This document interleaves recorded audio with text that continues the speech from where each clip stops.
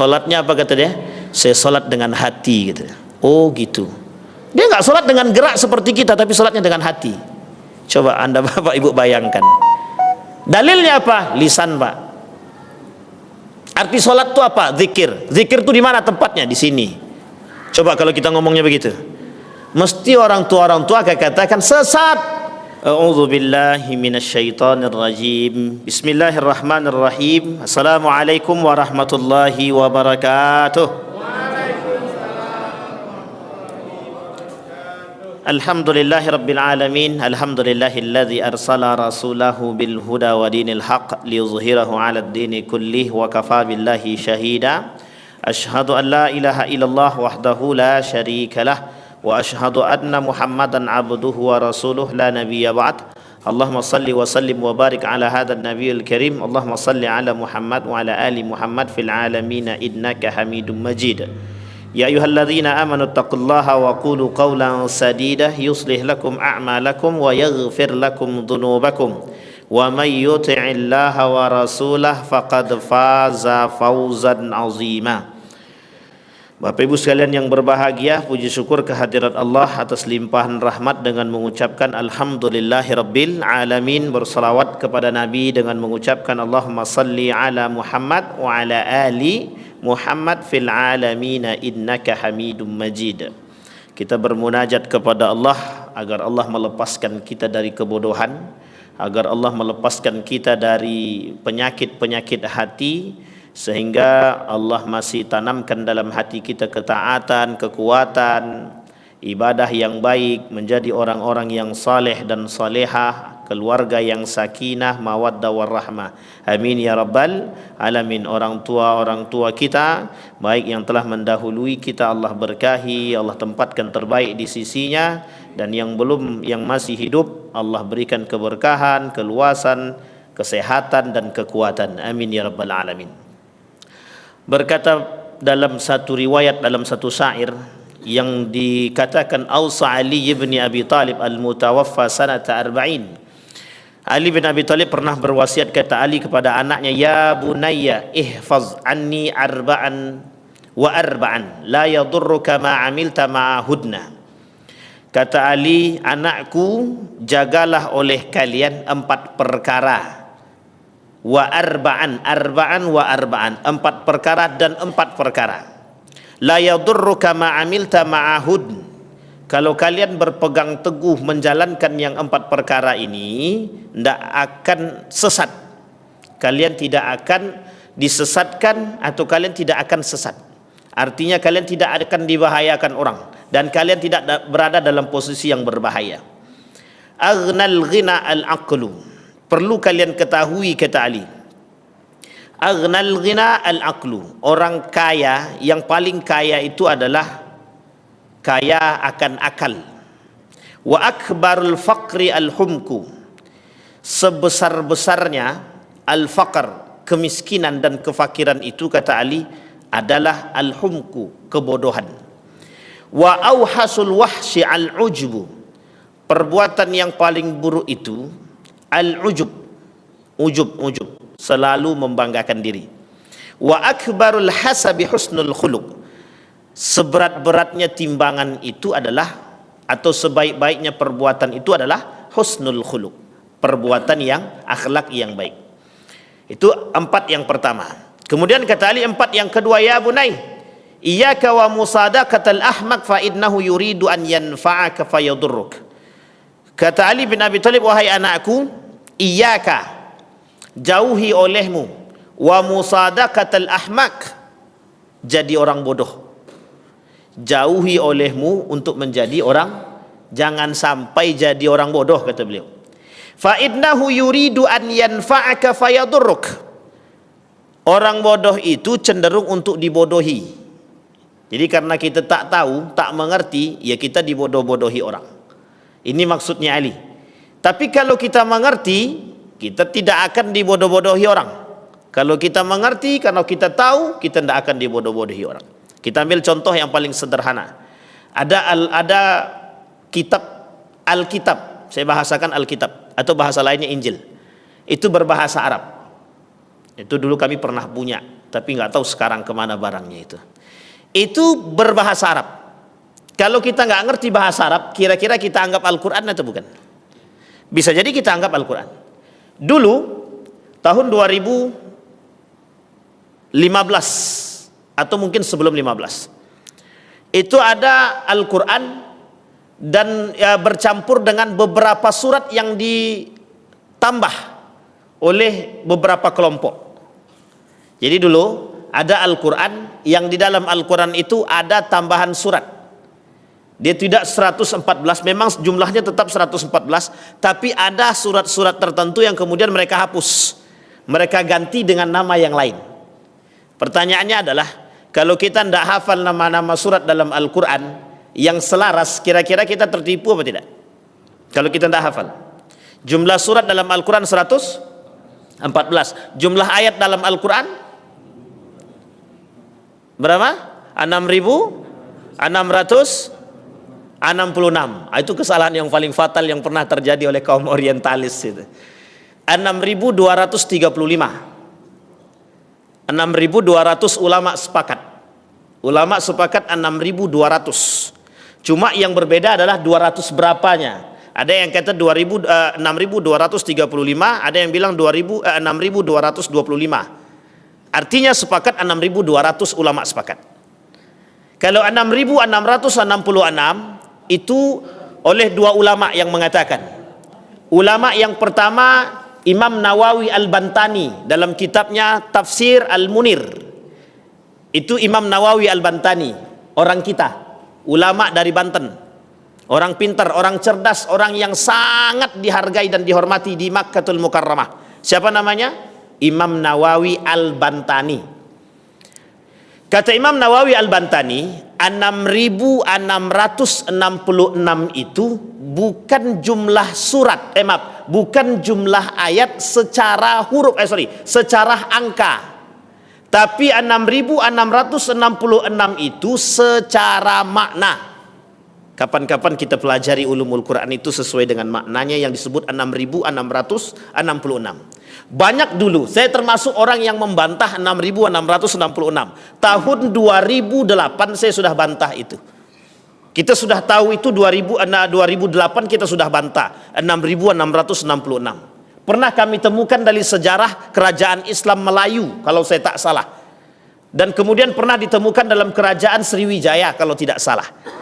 Masuk dalam kategori kerajaan Muslim ketika itu. Tapi kemudian 6.666 itu kita termasuk orang yang membantah, tidak ada dalilnya. Baru-baru ini kemudian saya mendapatkan satu buku dan ternyata dalam buku itu betul. Saya lupa nama bukunya. Dan ternyata dalam buku itu 6.666 itu bukan tanpa sandar, bukan tanpa sandaran, bukan tanpa dasar. Itulah orang zaman dahulu, ternyata sudah mengerti jauh-jauh dulu dan ada dasarnya. Salah satunya Wahbah Zuhaili dalam kitabnya Tafsir Al-Munir sama. Wahbah Zuhaili dalam kitabnya Tafsir Al-Munir baru-baru ini meninggal, ulama kontemporer dalam permasalahan ulumul Al-Quran, ulumul Quran. Apa kata beliau? 6.666 itu secara makna, bukan secara angka gitu. Sampai sini paham ya, Bibi? Andai kata kita tidak tahu surat-surat itu, nama-nama surat itu kalau kita tidak tahu, tidak hafal, dan ketika mereka merubah, kira-kira kita termasuk orang yang tersesat atau tidak? Bisa jadi kita tersesat. Dalam surat Taubah, surat At-Taubah itu kata para ulama lebih dari 15 nama. Surat Al-Fatihah itu memiliki nama lebih dari 7 nama. Itu surat Al-Fatihah. Surat Al-Ikhlas itu lebih dari 10 nama. Namanya surat Al-Ikhlas itu lebih dari 10. Nama surat At-Taubah lebih dari 15. Nama surat Al-Fatihah lebih daripada 7. Dan beberapa surat yang lain. Termasuk ada namanya surat Al-Hujurat. Ada nama lain daripada surat Al-Hujurat. Kalau kita tidak tahu, kira-kira kalau anggaplah kita ini tidak tahu, tiba-tiba surat Al-Fatihah diganti suratu sab'a mathani, kira-kira kita katakan sesat atau tak sesat? Tiba-tiba kita dapat Al-Quran, judul surat pertama itu bukan Al-Fatihah, tapi sab'al mathani gitu deh. Kira-kira itu Bapak Ibu sesat enggak kita itu? Kitabnya mungkin tidak sesat, kita menyesatkan orang. Ini yang mencetak ini sesat nih gitu. Ternyata memang nama lain daripada Al-Fatihah itu ada namanya Sab'al Mathani. Nah, begitu juga surat-surat yang lain. Nah, di sini kemudian kita perlu kata Imam Ali bin Abi Thalib, perlu kecerdasan. Hal yastawil ladzina ya'lamuna wal ladzina la ya'lamun, enggak akan sama, Pak. Orang beribadah dengan tahu, orang beribadah mengerti dia, berilmu dia dalam beribadah dengan orang yang tidak berilmu dalam beribadah itu tidak sama. Sangat jauh berbeda. Orang tidak ngerti kalau sholat tarawih itu nih kita ambil contoh yang paling sederhana. Dulu perdebatan tarawih itu, sholat tarawih itu perdebatannya sengit. Sampai mau bawa parang. Yang bawa parang tuh tidak ada yang sholat tarawih sama sekali tuh. Ini di Jawa, serius Pak. Karena apa? Karena sama-sama nggak mengerti. Yang satu pengen 11, yang satu pengen 23. Padahal kedua-duanya itu ada dalilnya. Yang 11 pegang dalil, yang 23 pegang dalil. Kedua-duanya saling menyalahkan. Tapi ketika menyalahkan, dipertanyakan mereka tidak sholat tarawih itu. Yang pegang 23 sholatnya 11. Yang pegang 11 kadang dia sholat, kadang tidak. Sampai sini paham ya? Karena apa? Karena ketidaktahuan tadi. Kita ambil contoh yang lain. Musik yang lagi viral. Saking ingin membenarkan antara satu dan yang lain, dan kekurangan bacaan misalkan, itu menyebabkan terjadinya miskomunikasi. Yang satu menganggap betul, yang satu berusaha untuk membetulkan. Artinya ada hal yang terjadi namanya diskomunikasi atau miskomunikasi. Sampai di sini paham ya? Apa penyebabnya? Ilmu. Penyebabnya ilmu. Makanya kalau Bapak Ibu tiba-tiba sholat, ada orang baru datang ke sholat di tempat Ibu atau tempat Bapak ini, tiba-tiba model mohon maaf, tiba-tiba dia sholat Allahu Akbar, yang tadinya lipat tangan tiba-tiba turun tangannya ke bawah. Nggak usah kaget. Dua mazhab, satu Syiah, yang satu lagi Maliki. Begitu modelnya. Kalau kita nggak ngerti, kita mesti menyalah-nyalahkan orang. Itu mesti, Pak. Sesat nih, mesti sesat nih. Sama halnya dulu, termasuk salah satu pemahaman dalam sejarah itu. Dulu di kota Jawa itu ada namanya kenduri. Tahu kenduri ya Bapak Ibu ya? Di kenduri itu Bapak Ibu, di Jawa itu dia ada pakai nampan. Di dalam nampan itu dikasih kue. Di dalam kue itu, di susunan kue itu oleh orang Jawa, ini kami lakukan penelitian sendiri sampai ke akarnya Pak. Jadi zaman dulu, orang-orang Jawa dulu, yang dulu, itu kenapa kuenya itu membentuk kue itu sesuai dengan, mohon maaf, rukun iman dan rukun Islam. Dan ada filosofinya masing-masing. Dulu, sekarang tak tahu saya. Sampai sini paham ya?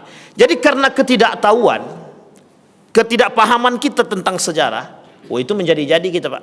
Akhirnya kita salahkan, kita sesatkan, dan lain sebagainya. Baik, kata Ali nomor 1, jauhi olehmu sifat bodoh itu.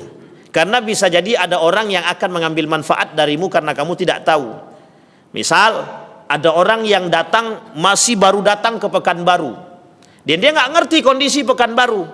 Tapi karena dia cerdas, tapi karena ketidakmengertian dia tentang kondisi Pekanbaru, orang-orang memanfaatkan dia. Setelah dia tahu, ternyata bahasa lainnya aku dijebak, kata dia. Itu yang paling banyak sekarang yang terjadi. Yang kedua, kata Ali bin Abi Thalib, iyyaka wa musadaqatal bakhil. Jauhi olehmu sifat bakhil. Bakhil pelit. Fa innahu yub'idu anka ahwaja ma takunu ilaih.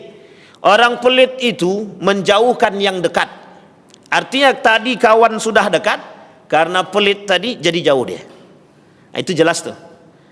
Maunya ditraktir aja, traktir enggak pengen deh. Pengennya ditraktir, tapi pas gilirannya mentraktir enggak mau.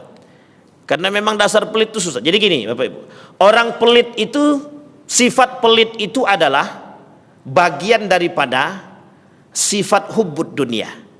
Jadi salah satu karakter cinta dunia itu pelit, itu sifatnya. Pelit.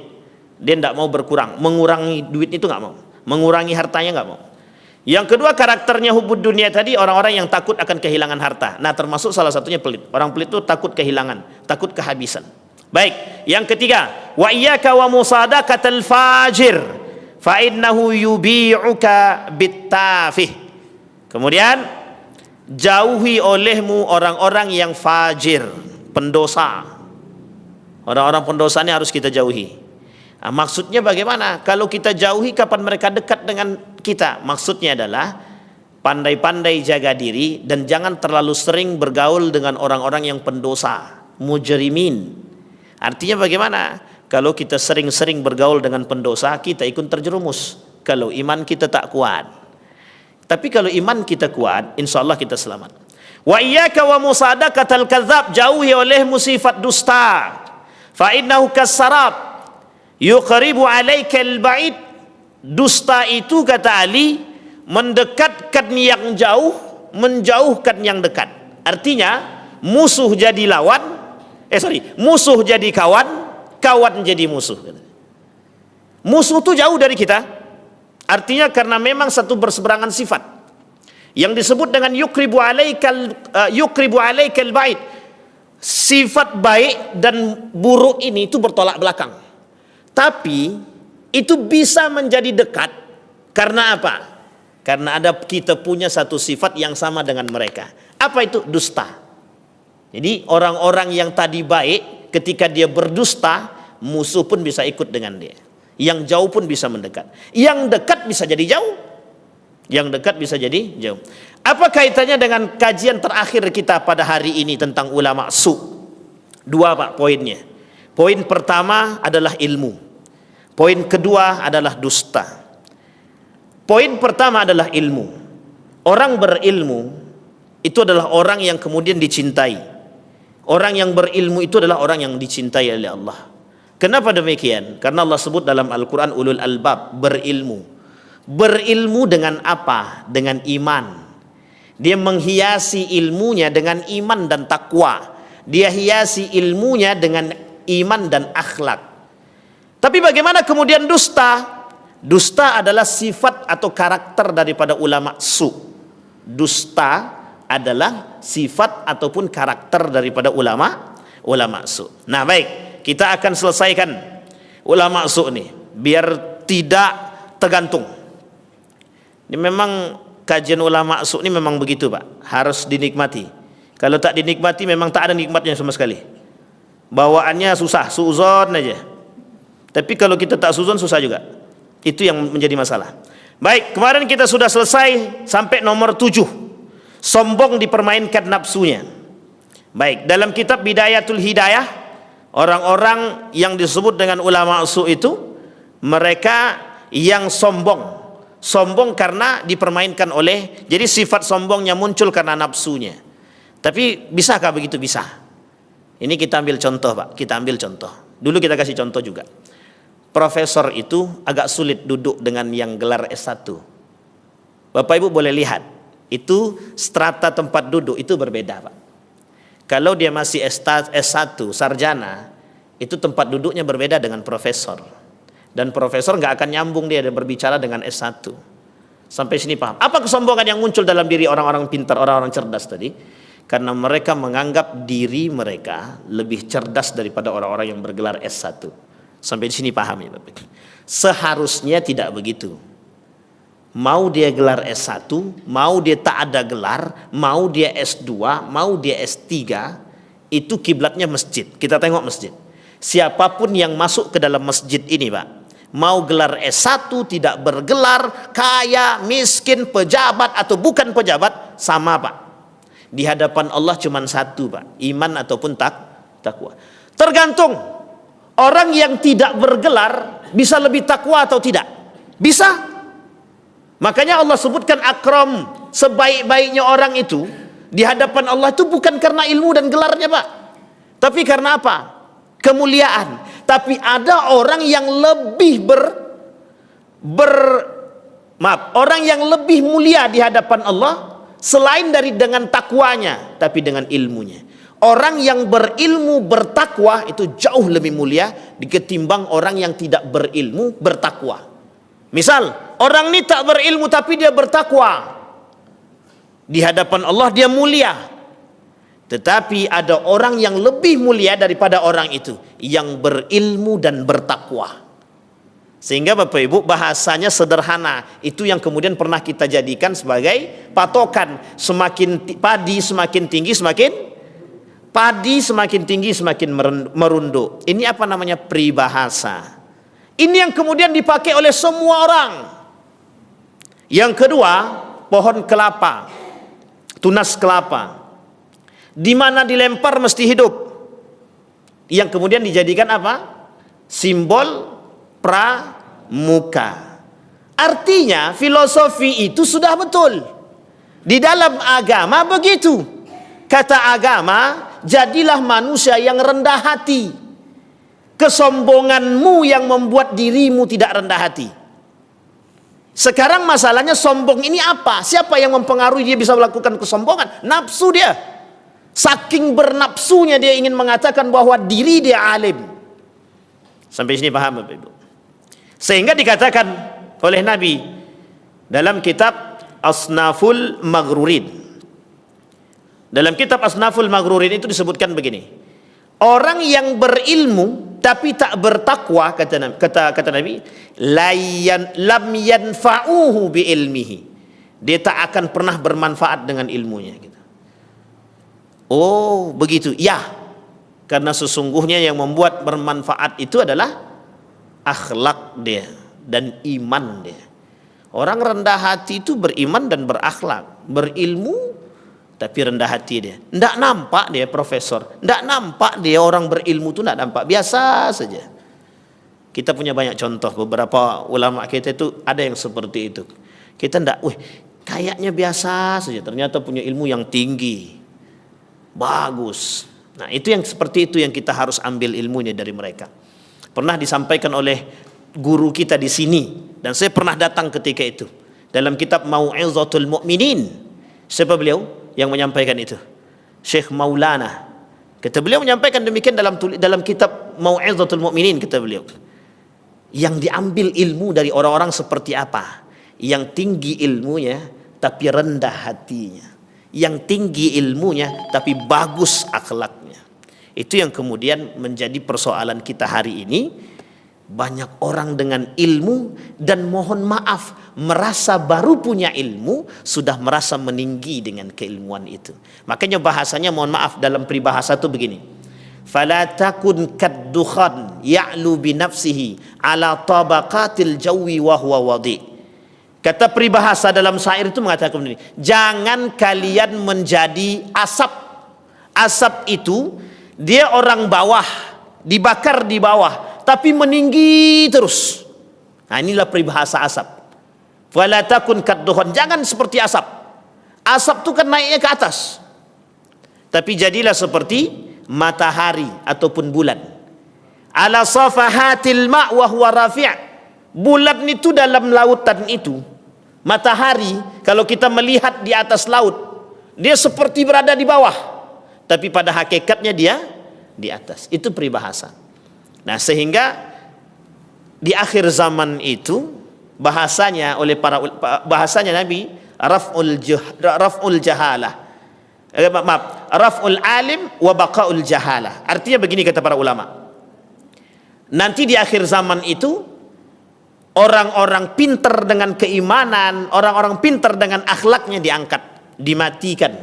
Orang baik itu dimatikan dengan ilmunya. Orang cerdas, orang baik dengan akhlak itu dimatikan.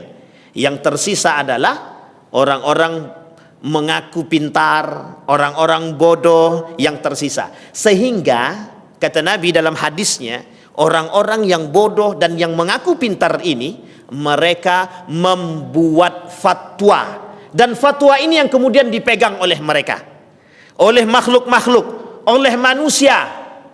Artinya apa? Kelak akan muncul fatwa-fatwa yang sesat, yang muncul dari lisan orang-orang yang bodoh, atau dari lisan orang-orang yang tidak berakhlak, alim tak berakhlak, atau orang-orang yang merasa pintar dengan ilmu yang mereka miliki. Sampai di sini paham ya Bapak Ibu ya? Itu yang akan kita hadapi di akhir zaman. Makanya bahasanya dari dulu kita sampaikan, wa minan nasi may yu'jibuka qauluhu fil hayatid dunya. Kita berharapnya apa? Orang-orang yang pintar, yang cerdas, mereka yang menghiasi dunia ini dengan kecerdasannya, mereka hiasi ilmu mereka dengan iman dan akhlaknya. Itu yang kita harapkan. Dan kita berdoa semoga ulama-ulama kita, alim-alim kita begitu. Amin ya rabbal alamin. Maka salah satu dalam aspek sejarah itu, pada masa Turki Utsmani, pada masa Daulah Abbasiyah, kita ambil pada masa Daulah Abbasiyah di akhir kepemimpinan Daulah Abbasiyah. Ini dalam sejarah biar Bapak Ibu tahu. Dalam aspek sejarah Daulah Abbasiyah di akhir masa kepemimpinan Daulah Abbasiyah sebelum runtuhnya, itu muncul salah satu tulisan dalam sejarah itu, peran ulama atas runtuhnya peradaban Islam. Jadi tak salah, orang alim cinta dunia itu menyebab keruntuhan. Orang alim yang cinta dunia akan menyebabkan kehancuran. Baik. Yang kedelapan, disorientasi intelektual. Ini sudah jelas. Apa maksudnya disorientasi intelektual? Ini kok terlalu tinggi bahasanya? Kita rendahkan. Sebenarnya bahasanya bukan terlalu tinggi. Memang begitu bahasanya. Disorientasi intelektual itu adalah tidak tepat sasaran ilmunya, Pak. Nah, ini bahasanya sudah kita pahami. Barang siapa yang memberikan sesuatu, yang menjalankan atau melakukan sesuatu yang bukan pada porsinya, fantazir sa'ah. Kan begitu bahasa Nabi. Orang ahli teknik menjadi ahli tafsir. Orang ahli dokter gigi menjadi kerja di dinas pertanian. Orang dinas pertanian kerja di Kesra. Orang Kesra, orang sosial kerja di Kementerian Agama. Ini mesti tidak nyambung nih Pak. Idza wusidal amru ila ghairi ahli fantazir as-sa'ah. Ini yang disebut dengan disorientasi intelektual. Yang kalau memang ahli dokter gigi, ya jangan campur ke dokter bedah. Kan kasihan yang dibedah giginya. Orang dokter ahlinya bidan. Ya jangan pula dia jadi dokter umum. Ini dokter umum jadi bidan, bidan jadi dokter gigi. Ini kan tidak nyambung, Pak. Tapi dalam dunia kesehatan masih nampak, tapi dalam ilmu sosial yang tak nampak. Jurusan ekonomi tidak tahu kemana. Jurusan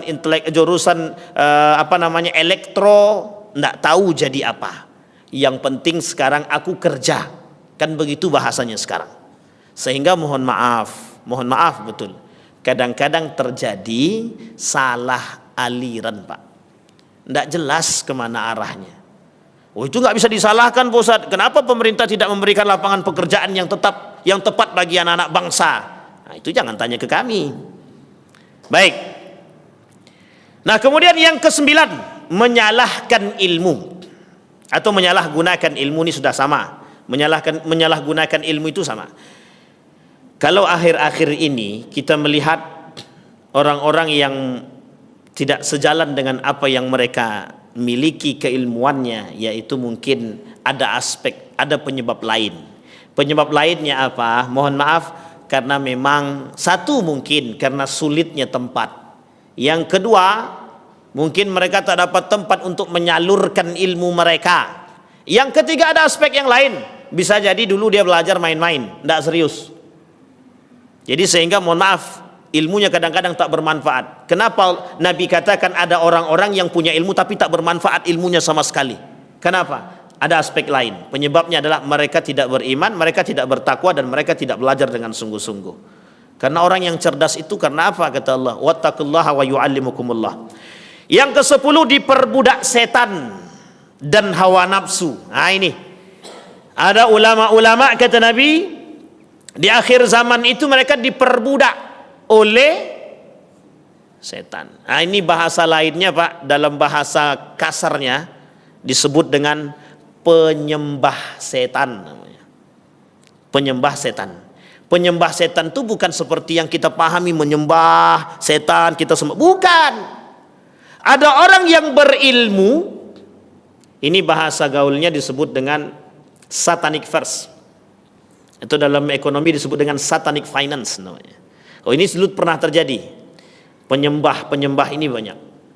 Jadi begini bahasanya Pak, dalam intelektual disebut, dalam bahasa akademik disebut begini, orang yang menyembah, jadi ilmu yang mereka dapat itu ilmu yang mereka tujukan untuk mendapatkan dunia. Jadi terserah mau cara yang mereka dapatkan dunia ini halal ataupun haram, itu mereka nggak pikirkan. Disinilah yang disebut dengan memperturutkan hawa nafsu, diperbudak oleh hawa nafsu. Kenapa? Karena kami sudah belajar, ini ada bahasa nih, mohon maaf ada bahasa, dan saya mendengar langsung. Kami sudah belajar kedokteran itu 4 tahun, tambah 4 tahun, 8 tahun kami belajar kedokteran. Yes. Ini bahasa kawan saya. Dan saya mendengarkan langsung. Apa kata dia? Wajar dong kalau kami gajinya besar. Saya bilang, begitu ya. Sampai di sini paham maksud saya Bapak Ibu ya. Jadi, salahkah kalau kami berharap gaji besar? Ya tak salah. Tapi kalau itu menjadi orientasi setiap orang yang belajar, maka disitulah yang disebut dengan pragmatisme. Rendahnya. Apa yang rendah? Harga orang-orang yang berilmu. Mereka berilmu untuk mencari dunia mereka. Karena bahasa orang tua dulu begitu. Kau mau sekolah apa? Pesantren. Nggak akan bisa kerja. Paling jadi muazin. Begitu Pak, bahasa orang tua zaman dulu. Oh, anakmu mau masuk pesantren. Mau masuk pesantren mau jadi apa? Paling juga tukang baca doa nanti. Sehingga sekolahkanlah anak kemana-mana. Ketika disekolahkan anak kemana-mana, orientasinya apa? Biar dapat kerjaan. Orientasinya apa? Biar dapat pendapatan. Pendapatan yang kecil apa besar? Yang besar. Sehingga mohon maaf, yang terjadi dalam pola pikir anak-anak zaman sekarang begitu. Kita ambil contoh Bapak Ibu. Ada seorang wanita, dia lulusan apoteker. Dia ditawarkan untuk menjadi seorang pekerja di salah satu apotik. Apa jawaban dia kepada apotik tersebut? Anda berani gaji saya berapa? Kata apotik tadi, kami berani gaji Anda 3 juta. Apa kata dia? Kecil sekali dengan gaji begitu. Sehingga dia tinggalkan. Dia rela menganggur demi mengambil, dia rela menganggur tapi tidak mengambil yang kerja 3 juta tadi. Apa maksudnya? Dia pengen cari gaji yang lebih besar, tapi nggak apa-apa, yang penting dia dapat gaji yang lebih besar. Tapi dia tidak masalah nganggur. Ini nampak orientasinya kelihatan. Coba bayangkan Pak, itu kehidupan kita saat ini. Jadi bisa jadi banyak orang berilmu karena pengen mendapatkan gaji yang besar, mereka belum dapatkan tempat. Karena sekarang ini susah Pak, cari kerjaan susah misal. Kalau kita tak mau merendahkan, ego, ya itulah yang kita dapat. Lebih baik nganggur daripada gaji kecil. Begitukah gaya hidupnya seorang yang beriman? Tidak. Gaya hidup seorang yang beriman itu adalah di mana dia ditanamkan, di situ dia bisa hidup karena keimanan dia, bukan karena hartanya. Itu yang kadang-kadang saat ini kita harus merubah pikir Pak.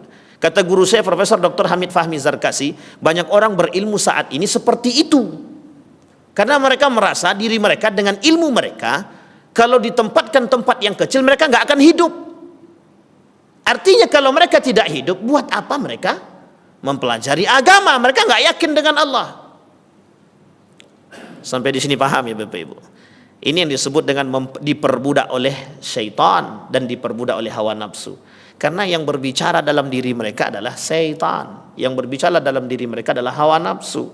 Pokoknya kau keluar dari sekolah STPDN wajib jadi camat. Pertanyaannya adalah kok cuman camat? Kenapa nggak jadi bupati sekali? Kenapa nggak jadi presiden sekalian? Sampai sini paham ya? Orientasinya sudah begitu. Makanya jangan disalahkan ketika muncul generasi-generasi yang tidak mengenal agama, itu nggak usah kita salahkan Pak. Karena apa? Karena memang agama itu dari pendidikan kita mau dihapuskan atau mau dihilangkan. Artinya secara perlahan pendidikan keagamaan mulai dikurangi. Dulu zaman kami dikurangi, dulu 4 SKS dijadikan 2 SKS. 2 SKS dikurangi jadi ekstrakurikuler. Siapa yang mau ikut-ikut, yang tidak mau ikut sudahlah. Gitu bahasanya Pak. Apa yang kita harapkan saat ini? Munculnya ulama-ulama orang alim yang saat ini bermunculan, tapi orientasinya adalah dunia. Itu karena sebab dampaknya, kata Profesor Said Naqib Alatas, disebabkan oleh lemahnya pendidikan agama yang kita berikan kepada mereka. Jadi nggak bisa disalahkan Pak, memang begitu modelnya Pak. Kata guru saya, jadilah alim, jadilah ulama yang intelek, bukan intelek yang mengerti agama. Karena kalau intelek yang mengerti agama, dia jual beli itu Pak, agama itu Pak. Tapi kalau orang yang beragama, orang yang alim, kecil kemungkinan dia menjual agama itu. Maka orang alim wajib intelek. Orang intelektual harus juga menjadi orang yang alim, asalkan dia mampu mengkontrol dirinya. Baik, itu yang ke-10. Kemudian yang ke-11, ini agak berat sedikit bahasa ini Pak. Membela penguasa yang zalim. Ini agak susah dikit membahasakan ini. Tapi dalam tulisannya begitu ya. Saya tinggal baca saja Bapak Ibu. Kata Nabi oleh para ulama dalam tulisan itu, akan muncul satu masa orang-orang yang alim tapi mereka ikut kepada penguasa. Penguasa yang seperti apa? Penguasa yang zalim. Saya tak mau ambil contoh Pak. Saya tak mau mencontohkan. Karena Bapak Ibu semua sudah paham tanpa harus dikasih contoh. Kenapa saya katakan sudah paham tanpa harus dikasih contoh? Itu yang kemudian kita nampak. Itu yang kemudian ditampakkan oleh Allah hari-hari ini Bapak Ibu. Akhir-akhir ini. Makanya mohon maaf, yang berada di sekeliling para penguasa, ulama yang berada di sekeliling para penguasa yang zalim, cuma dua tugas mereka Pak. Merubah mereka atau mereka yang terjerumus. Ulama-ulama yang berada di sekitar para penguasa sangat diharapkan. Para ulama sangat diharapkan berdampingan dengan penguasa.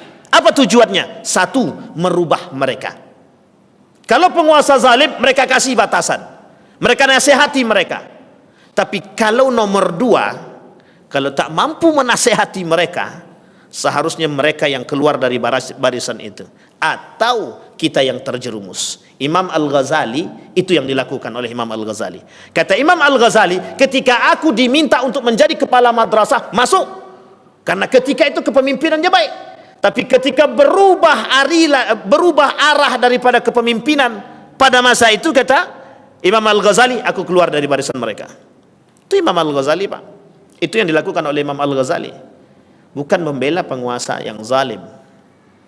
Tetapi sebagian ulama mengatakan, apa yang harus kita lakukan ketika kita bertemu dengan ulama, dengan penguasa yang zalim? Kata mereka, bersama dengan wa jama'atuhum, bergabunglah bersama mereka, nasihati mereka semampunya. Kalau tak mampu menasihati mereka, jangan ikut campur dengan urusan mereka, tapi berdiam diri seolah-olah engkau bukan bagian daripada mereka, tapi tetap dalam barisan mereka. Itu bahasanya Pak. Tapi sebagian ulama yang lain mengatakan, kalau bisa nasihati, kalau tak bisa agak keras dikit. Ini saya tidak memotivasi yang lain. Ini bukan dalam konteks provokasi. Sampai di sini paham Bapak Ibu? Hari ini Bapak Ibu, dampak daripada generasi yang mengerti agama atau yang kemudian mempelajari agama dengan cara tidak memiliki guru dan lain sebagainya, besar dampaknya Bapak Ibu. Besar sangat dampaknya. Apa dampaknya? Adalah munculnya generasi-generasi yang alim tapi tak berakhlak atau disorientasi ilmunya. Kita tak mau demikian. Itu yang kemudian kita tanamkan kepada anak-anak kita saat ini. Belajarlah menjadi orang-orang yang alim tapi kemudian mereka intelektual, mengerti. Kalau kita alim tapi kita nggak intelektual, kita yang dibodohi orang. Dalam urusan politik kita dibodohi, dalam urusan teknologi kita dibodohi. Maka mohon maaf, saya sejalan Pak dengan salah seorang pemikir Dawam Raharjo. Memang dia liberal. Dawam Raharjo ini liberal. Tapi beliau mengatakan, kalau kita umat muslim tidak mengetahui, tidak mengenal teknologi, kita yang dibodohi orang, kita yang diperangi orang. Jadi pesantren harus mengerti teknologi, betul. Kalau lah pesantren tak ngerti teknologi, cuma ngerti bahasa kitab, besok pagi dibom orang, kita nggak tahu Pak. Salah kata. Maka butuh namanya kolaborasi. Yang 12, membuat tipu daya. Nah, ini memang sudah pekerjaan mereka Pak. Ada judul bukunya Darul Ulama wa Kaidul Ulama Isu. Jadi tipu daya ulama su. Apa salah satu tipu daya ulama su itu? Ulama su ini artinya ulama yang buruk perangainya, dan itu pasti punya tipu daya. Karena mereka bermain dengan mereka menggunakan strategi untuk membuat atau kepuasan diri mereka atau kepuasan golongan, sehingga mereka diperdaya oleh syaitan. Nah, ada fitnah ulama-ulama seperti ini Bapak Ibu. Apa kata Allah dalam Al-Quran? Wallahu ya'simuka minan nas. Ini ada kaitannya, ada sebab turunnya ayat ini. Satu ketika ada orang-orang yang kemudian disesatkan dan dizalimi oleh satu kelompok. Nah, ketika satu kelompok ini dari golongan munafik, dari golongan kafir Quraisy ingin membahayakan, kemudian dianggap oleh Allah itu orang-orang manusia yang menyesatkan. Kemudian turun dalam dia berdoa kepada Allah sehingga turun ayat wallahu ya'simuka minan nas. Maka Allah akan menyelamatkanmu. Artinya apa? Dulu bahaya itu nyata dalam bentuk perang. Sekarang bahaya itu juga nyata dalam bentuk pikiran. Bahaya itu juga nyata dalam bentuk obat-obatan. Bahaya itu juga nyata dalam bentuk makanan-makanan. Perlu kita paham Bapak Ibu, gaya hidup itu, gaya hidup hedonisme, gaya hidup yang berlebihan, pakaian-pakaian dan lain sebagainya, itu adalah permainan yang mereka settle, yang mereka setting untuk membuat kita jauh daripada hidup sederhana. Sehingga jangan salah, budaya-budaya serangan pertama orang kafir Quraisy itu terhadap Islam, yang pertama sekali harus mereka masuk adalah budaya. Tapi siapa orang yang paling bisa untuk mereka dekati? Public figure. Nah, di antara public figure ini ada satu orang yang disebut dengan ulama. Ulama itu public figure. Sehingga ketika ulama yang bisa mereka geser dengan gaya hidup mereka, sehingga mohon maaf, kalau ulama bilang A, saya sangat yakin pada unsur agama mesti banyak yang mengikuti. Saya ambil contoh begini Bapak Ibu. Ketika ulama bilang berfatwa tentang politik, maka bisa dipastikan tidak semua orang mau mengikuti fatwa tersebut. Tetapi ketika ulama berfatwa tentang sesuatu atau yang berkaitan tentang muamalah, mesti banyak yang mau ngikutin, Pak. Kenapa demikian? Ya karena begitu modelnya, Pak. Kita ambil contoh. Kata para ulama, kita umat muslim tidak boleh memilih pemimpin non muslim. Sekarang pertanyaannya, apakah semua umat muslim percaya dengan perkataan itu? Itu fatwa ulama. Mau nak mengikuti semuanya? Tidak mau. Tapi coba sesuatu itu yang kemudian berdampak nampak langsung pada kerugian mereka, maka mereka akan mengikuti fatwa tersebut. Misal, ada seseorang di antara kita ini yang dirugikan oleh Shopee misalkan, atau jual beli online. Kemudian ulama memunculkan fatwa. Apa kata ulama fatwanya? Jual beli online haram, misal. Oh, saya yakin Pak, kita langsung mengikuti karena kita merasa dirugi. Tapi coba kalau kita merasa diuntungkan, kira-kira kita mau? Nah, begitu keadaan kita hari ini, Pak. Sehingga mohon maaf, begitu cara setan merusak kita, Pak. Dan setan yang merusak ini bukan setan-setan kecil, Pak. Kelasnya Yahudi dan Nasrani, Pak, yang merusak kita. Jadi ulama-ulama kita, mohon maaf, mereka-mereka yang sudah menikmati, tapi kita tidak perlu khawatir, karena kita masih punya banyak orang-orang yang beriman, berilmu dengan iman dan akhlaknya. Ketika orang-orang yang pintar dan cerdas, yang alim, itu mereka sudah diperbudak oleh harta, diberikan beasiswa, diberikan bantuan yang sekian rupa, itu mohon maaf, nggak akan mungkin mereka mengatakan orang-orang seperti itu sesat, itu nggak mungkin.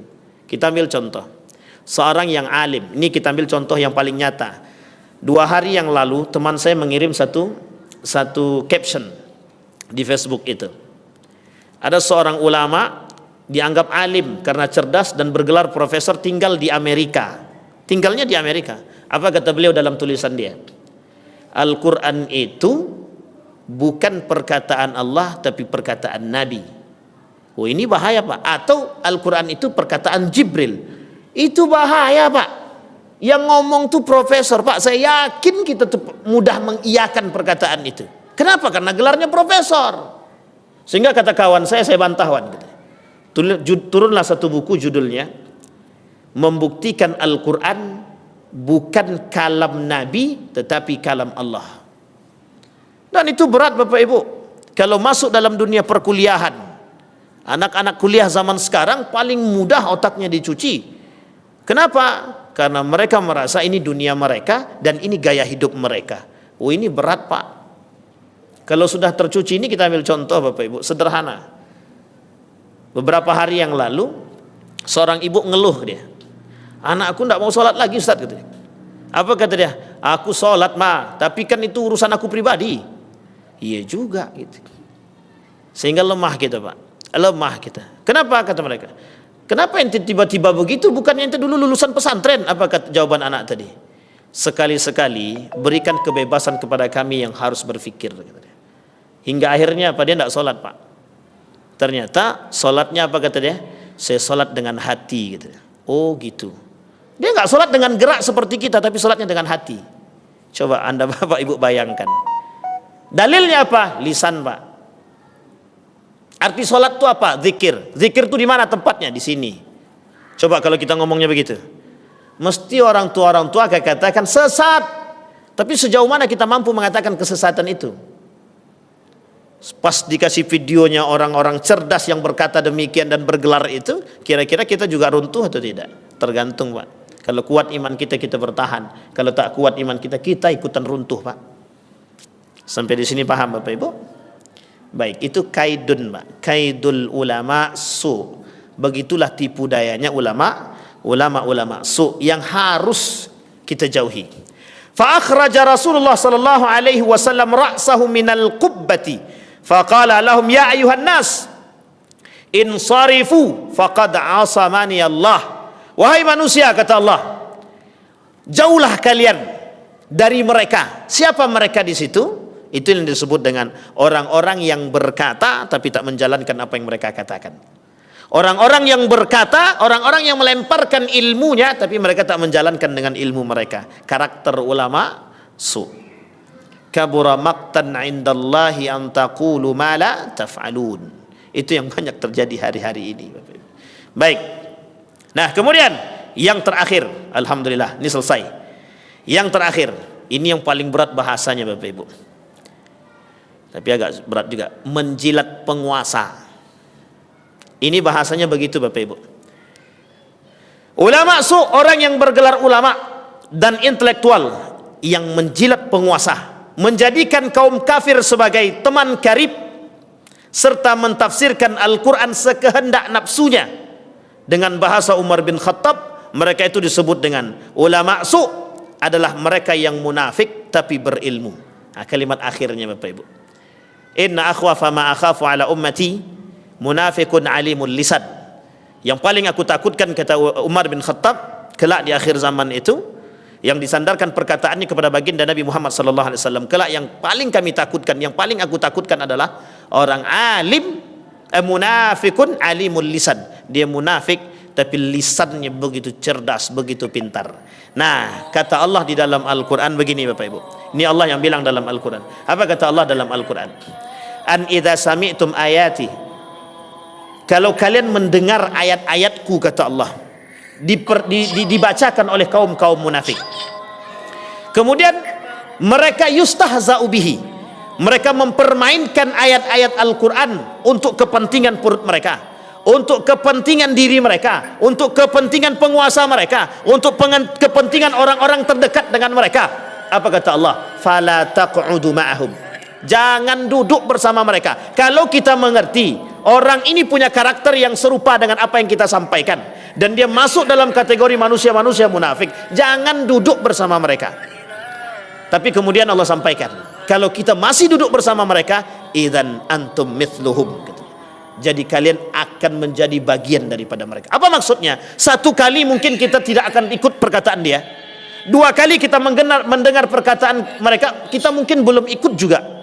Tapi kalau sudah 3 kali, 4 kali, 5 kali, kalimat lidah ini bisa menyihir, bisa membuat kita tersihir Pak dengan perkataan mereka. Berat Pak, berat. Siapa yang tak kenal dengan ulama-ulama yang mengerti? Saya tak mau sebutkan Pak, tapi kalau kita sebutkan begitu banyak Pak kontroversi. Mohon maaf. Kita ambil contoh Mama Gufron. Ini contoh nyata Bapak Ibu. Contoh nyata, kita tidak mau kita sebutkan nama ini biar kita tahu betul betapa mudahnya kalimat itu menyihir bagi orang lain.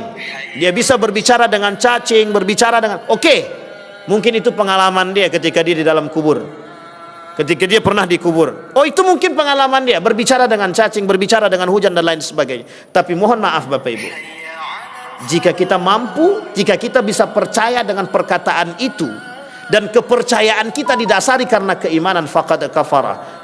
Betapa susahnya membedakan orang yang beriman dan orang yang bermain dengan jin dan syaitan. Mohon maaf Bapak Ibu. Bayangkan, itu kemudahan Bapak Ibu. Lisan bisa menyihir. Lisan bisa menyihir. Ade Armando, berapa banyak pengikutnya? Bapak Ibu boleh lihat berapa banyak pengikutnya. Bukan sedikit. Bahkan yang mengikuti dan membenarkan perkataan Ade Armando, Abu Janda itu bukan sedikit Pak. Banyak. Nabi-nabi palsu yang kemudian bermunculan. Bukan orang biasa. Orang yang berilmu mengerti. Tapi mengapa mereka bisa tersihir dengan perkataan orang-orang seperti itu? Ini yang kemudian menjadi persoalan kita hari ini.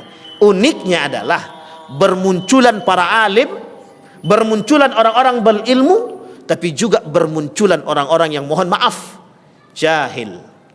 Maka wajar ketika Nabi mengatakan kelak di akhir zaman isinya adalah raf'ul alim wa baqa'ul jahil. Akan muncul orang-orang yang bodoh, orang-orang yang alim baik itu kemudian diangkat, dimatikan. Begitu kondisi kita hari ini Bapak Ibu. Nah, apa yang harus kita lakukan sebelum kita tutup? Apa sikap kita sebagai seorang yang beriman? Satu Bapak Ibu, jangan pernah berhenti belajar. Karena ilmu itu luas. Semakin berilmu pasti semakin bodoh. Kalau ada orang berilmu semakin merasa pintar, itu mesti bukan orang alim. Yang kedua, kalau kita mengerti orang-orang yang munafik, orang-orang yang berkarakter seperti apa yang kita bahas dan kita pelajari dalam pengajian kita ini, maka sebaiknya kalau kita tak mampu, jangan duduk dengan mereka. Tapi kalau kita mampu, maka duduk dengan mereka, nasihati mereka, ajak mereka untuk kembali ke jalan yang benar. Tapi kalau kita tak mampu mengajak mereka, hindari mereka Bapak Ibu. Kenapa? Karena itu perintah daripada Allah. Tapi kata Nabi, kalau Nabi mengatakan, kalau engkau bertemu dengan kaum khawarij di tengah jalan, kata Nabi, kalau bisa bunuh mereka. Tapi itu perkataan tidak didasari kepada apa? Kalau itu kita ketemu dengan kaum khawarij. Siapa kaum khawarij? Yang merasa dirinya selalu benar dengan ilmu mereka yang mereka miliki. Dan itu bagian Pak daripada tersebut. Maka kami tidak akan mengangkat bahasa Nabi tadi. Yang terbaik untuk kita lakukan di negara kita saat ini adalah bagaimana kita mencoba menghindari orang-orang yang berbicara dengan ilmu mereka, mensihir kita untuk jauh daripada Allah Subhanahu wa taala. Dan yang terakhir, hiasi generasi-generasi kita dengan ilmu. Sesungguhnya yang akan menyelamatkan generasi kita selanjutnya adalah mereka. Tapi kalau generasi kita tak selamatkan, hari ini kita yang hidup di sini saat ini mungkin sampai pada masanya, ya kita tak akan menemukan generasi-generasi yang mengerti dengan ilmu-ilmu demikian Bapak Ibu. Saya kira itu saja Bapak Ibu sekalian yang berbahagia. Mudah-mudahan ada manfaatnya bagi kita semua. Kata seorang syair menuliskan dalam tulisannya, mengatakan begini, kehancuran satu bangsa itu disebabkan kehancuran penguasa, dan kehancuran satu penguasa disebabkan oleh kehancuran seorang ulama. Jadi ulama hancur ulama, maka hancur penguasa maka hancur rakyatnya. Saya kira itu saja, mudah-mudahan bermanfaat bagi kita semua. Fa'tabiru ya ulil absar la'allakum tuflihun. Assalamualaikum warahmatullahi wabarakatuh.